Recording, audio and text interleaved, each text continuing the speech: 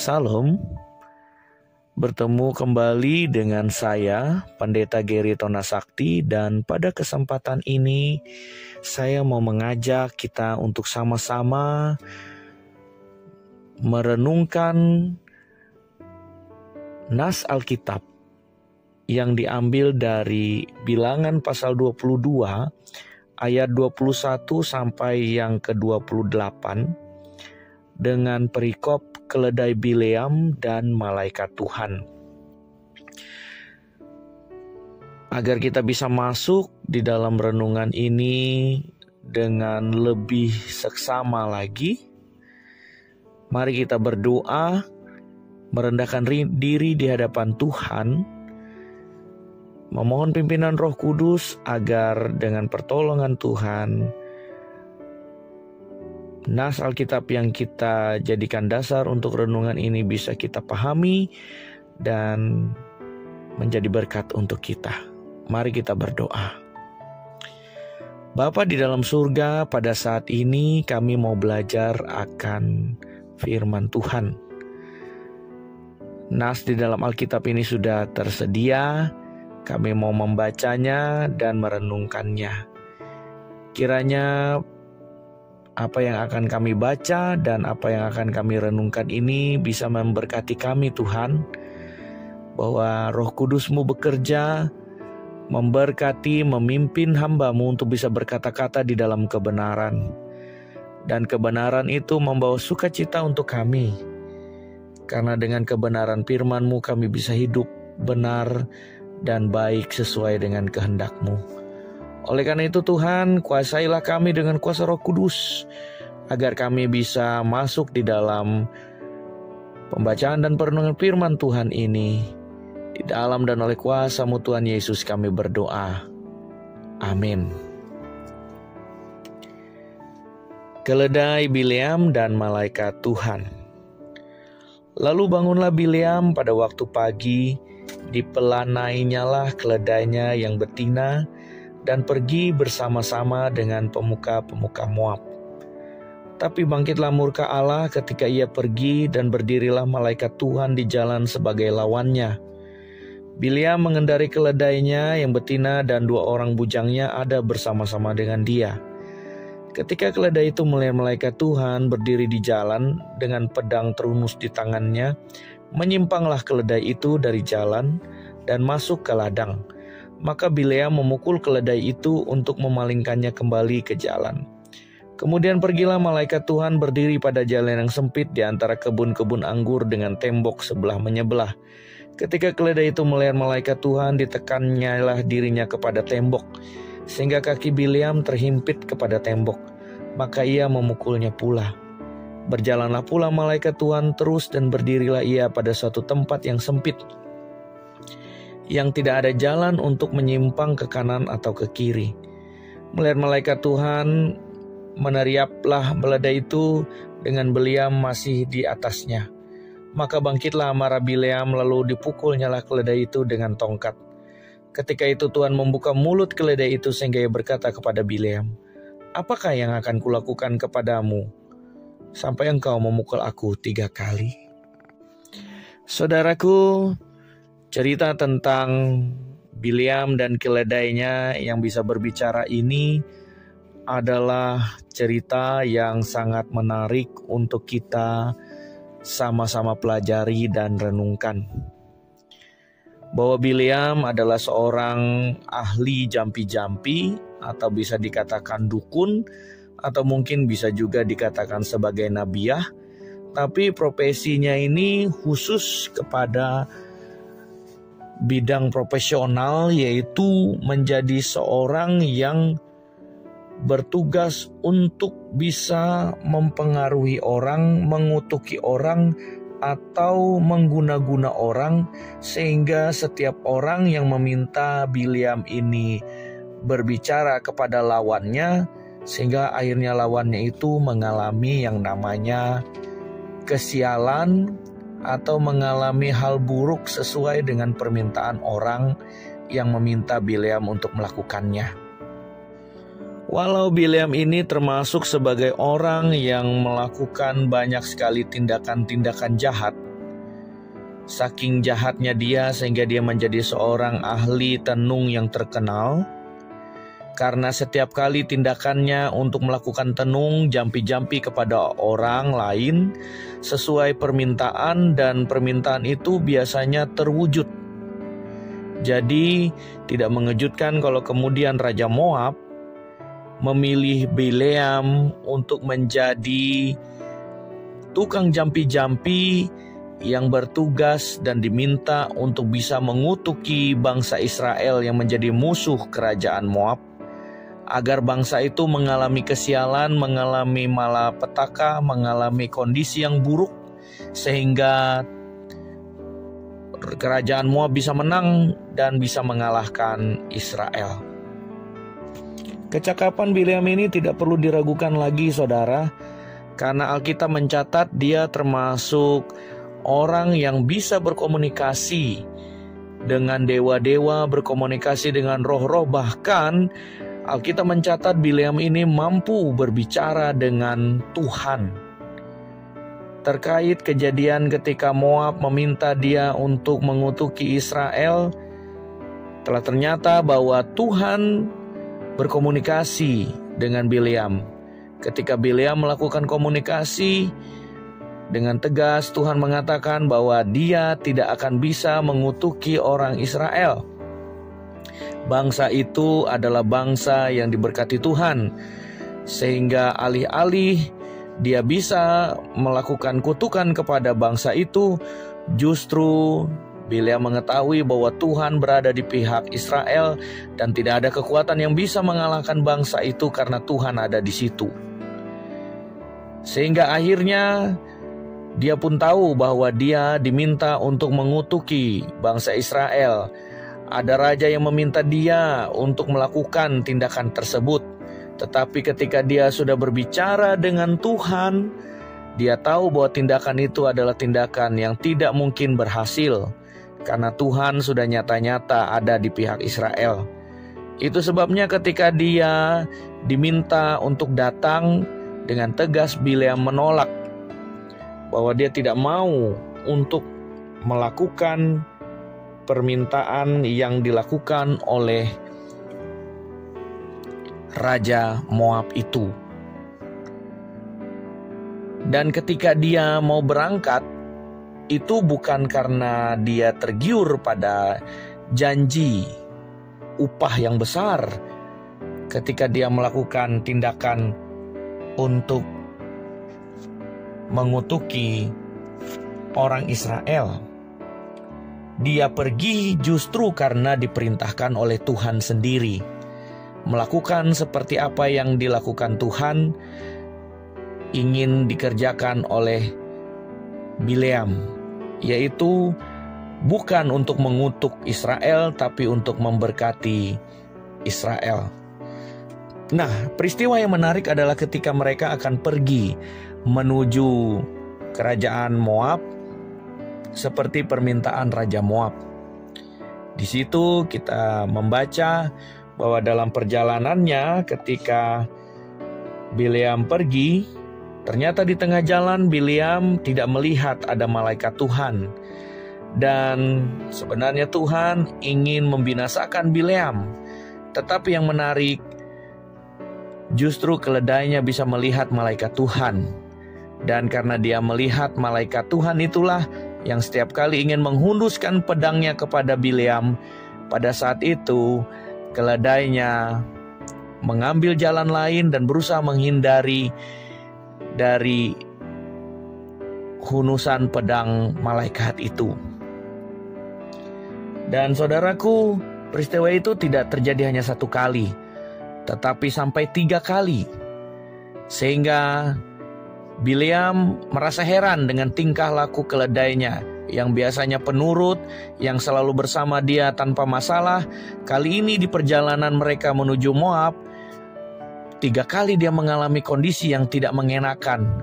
Yang pertama adalah tiba-tiba keledainya membawa belok dia, pergi masuk ke ladang. Lalu yang kedua, keledainya tiba-tiba memojokkan diri ke dinding yang membuat kaki Bileam terjepit. Lalu yang terakhir, keledai itu meringkik dengan nyaring dan berhenti tidak mau berjalan, sehingga Bileam merasa marah dan memukul keledai itu. Karena sudah 3 kali kejadian, keledai itu pun sampai harus dibukakan Tuhan untuk berbicara kepada Bileam. Dan akhirnya Bileam mendengar dengan mata kepalanya sendiri, keledai itu bisa berbicara. Fakta yang menarik dari peristiwa ini, seperti yang kita baca dalam Alkitab tentang Bileam dan keledainya ini, adalah bahwa ternyata keledainya melihat malaikat Tuhan, tapi Bileam tidak melihat. Bahwa keledai ini adalah binatang yang paling bodoh, tapi ternyata walaupun dia disebut sebagai binatang yang bodoh, dia adalah binatang yang setia. Ketika tuannya dia dapati akan dibunuh oleh malaikat Tuhan, keledai ini berusaha menolong tuannya dengan cara menghindari malaikat Tuhan yang ingin membunuh Bileam. Saudaraku yang dikasihi oleh Tuhan kita Yesus Kristus, kita tahu bahwa Bileam ini adalah seorang yang dicatat di dalam Alkitab memiliki kemampuan yang luar biasa untuk bisa melihat hal-hal yang dikodrati, yang gaib. Tapi dalam kasus perjalanan mereka menuju Moab, Bileam ditunjukkan akan ketidakmampuannya untuk melihat malaikat Tuhan. Bileam ditempatkan sebagai seorang yang sama kayak manusia pada umumnya, yang tidak bisa melihat hal-hal yang berhubungan dengan hal gaib.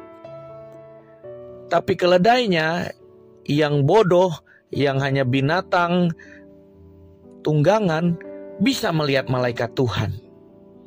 Ini adalah sebuah kenyataan yang sebenarnya mau memukul telak Bileam, yang katanya sebagai seorang yang ahli, orang yang hebat, orang yang bisa melihat Tuhan, orang yang bisa berkomunikasi dengan roh-roh.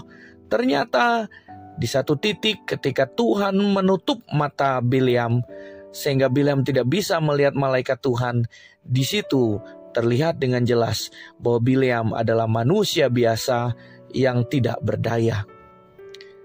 Lalu yang kedua, kita bisa melihat bagaimana keledai Bileam sebagai binatang tunggangan yang mungkin selama ini dipelihara, tidak ada komunikasi verbal di antara mereka, hanya bertindak sebagai binatang tunggangan, tapi ternyata memiliki kesetiaan dan kerelaan untuk melayani tuannya dengan baik, bahkan berusaha mencarikan jalan yang terbaik untuk tuannya, supaya tuannya tidak mengalami kebinasaan.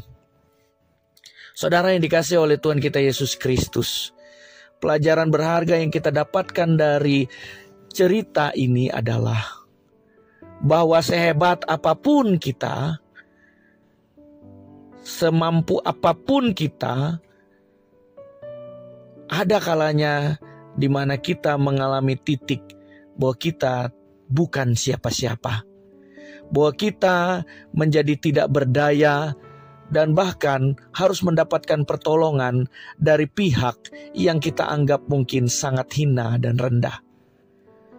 Nas ini mengajarkan kita untuk selalu senantiasa rendah hati, untuk selalu senantiasa menyadari bahwa diri kita ini, sebagaimanapun hebatnya diri kita, tetaplah adalah sebagai makhluk yang tetap memiliki kelemahan dan ketidakberdayaan.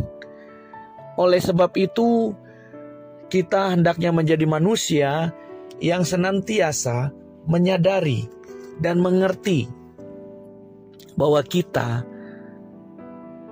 tidak bisa lepas daripada Tuhan. Kita juga tidak bisa lepas dari pertolongan orang-orang yang ada di sekeliling kita, walaupun mereka itu adalah orang-orang yang bisa kita anggap hina, kita anggap tidak penting, kita tidak anggap mereka sebagai bagian yang perlu dihargai. Dan nas ini sangat jelas mengajarkan kita untuk kita menjadi orang-orang yang selalu senantiasa menjaga hati dan pikiran kita untuk selalu rendah hati, untuk selalu menyadari bahwa kita ini sehebat apapun posisi kita hanyalah manusia biasa. Dan kiranya melalui peristiwa cerita yang kita dapatkan di dalam nas Alkitab kita hari ini, kita bisa memahami dan mengerti bahwa pertolongan yang paling kecil pun yang kita bisa terima itu adalah sebuah pertolongan yang luar biasa yang bisa merubah nasib dan kehidupan kita. Oleh sebab itu kita tidak boleh menganggap remeh hal-hal yang ada di sekeliling kita. Kita harus memiliki ketajaman pengertian, ketajaman pemahaman untuk menjadi orang-orang yang senantiasa memiliki tingkat sensitivitas yang tinggi pada keadaan di sekeliling kita, dan tidak menjadi orang yang lupa diri, apalagi menjadi orang yang angkuh, merasa paling hebat dan merasa tidak membutuhkan pertolongan. Karena sehebat apapun kita, sekali lagi ditegaskan, kita adalah manusia biasa. Dan apabila kita sekarang pada posisi yang sangat amat tinggi, mungkin kita pada posisi yang sangat amat baik, mungkin kita saat ini pada posisi yang sangat amat aman, sangat amat dihormati, sangat amat dihargai, sehingga semua yang kita katakan selalu dituruti oleh orang banyak. Ingatlah dan ketahuilah, itu semua bukan hanya karena hebat gagah kita. Itu semua terjadi karena izin Tuhan. Karena Tuhan masih berkenan kita melakukan itu semua. Kita harus sadar dan tidak boleh takabur. Tidak boleh menjadi lupa diri. Karena kita harus mengerti ketika semua itu bisa terjadi karena anugerah dan izin Tuhan. Dan kalau Tuhan sudah tidak mengizinkannya, maka peristiwa seperti Bileam ini bisa terjadi. Padahal Bileam di dalam nas sebelumnya dikatakan bisa berbicara dengan Tuhan dan bisa melihat segala sesuatu di masa depan. Tapi ketika di satu titik Tuhan tidak berkenan dan menutup mata hatinya, dia akhirnya tidak bisa melihat ada malaikat Tuhan yang mau membinasakannya di depan. Justru seekor keledai tunggangannya yang bukan siapa-siapa, yang hanya binatang hina rendah, tapi justru binatang inilah yang bisa melihat ada malaikat Tuhan yang ingin membinasakan tuannya. Dan karena kasihnya kepada tuannya, karena ketaatannya kepada tuannya, justru 3 kali upaya dia menolong tuannya sehingga terluput dari maut. Jadi saudaraku, di sini kita belajar. Di sini kita mengerti bahwa Tuhan adalah segala-galanya. Bahwa segala yang kita miliki saat ini semuanya bisa terjadi karena izin Tuhan. Kalau Tuhan tidak izinkan saudara, kita tidak akan bisa seperti saat ini. Oleh karena itu ingatlah selalu, jalinlah hubungan yang baik dengan Tuhan. Jalinlah komunikasi yang baik dengan Tuhan. Rendah hatilah dengan Tuhan. Rendah hatilah dengan sesamamu manusia. Sadar dirilah bahwa sehebat, setinggi, sekuat apapun kita tetap manusia. Segala yang kita bisa terima saat ini itu karena anugerah Tuhan. Dan biarlah kita mengerti bahwa segala sesuatu yang kita alami di dalam dunia ini juga karena kasih karunia Tuhan. Sebegitu panjang renungan ini untuk kita semua. Kiranya renungan ini memberkati kita, renungan ini membuat kita semakin dekat dengan Tuhan, semakin menyadari bahwa sehebat apapun kita bukan apa-apa di hadapan Tuhan. Dan segala yang kita miliki saat ini kalau Tuhan mau ambil, mau cabut, bisa sedemikian rupa juga hilang dari kita. Oleh karena itu, mari kita tata hati, kita jaga diri kita, supaya kita selalu melakukan apa yang berkenan di hadapan Tuhan, bukan melakukan apa yang tidak berkenan di hadapan Tuhan, menjauhi diri dari sikap tamak, menjauhi diri dari sikap sombong, menjauhi diri dari sikap angkuh, menjauhi diri dari sikap-sikap yang tidak berkenan di hadapan Tuhan. Sehingga pada akhirnya hidup kita senantiasa baik, senantiasa selalu berada dalam kasih karunia Tuhan, dan kita berbahagia. Amin untuk firman Tuhan. Biarlah firman ini memberkati kita semua, dan mari kita berdoa. Bapa di dalam surga, kami mengucap syukur dan berterima kasih untuk firman yang sudah Engkau berikan kepada kami. Biarlah firman ini tidak berlalu begitu saja di dalam hidup kami, dan akhirnya kami bisa memahami betapa beruntung dan bersyukurnya kami hidup di dalam kasih karunia Tuhan. Kami bisa diizinkan mengalami banyak kejadian-kejadian baik, situasi-situasi yang baik pada saat ini. Jangan biarkan kami menjadi takabur, dan jangan biarkan kami menjadi sombong. Izinkan kami untuk selalu ingat bahwa apa yang kami dapat dan miliki saat ini oleh karena karunia Tuhan saja.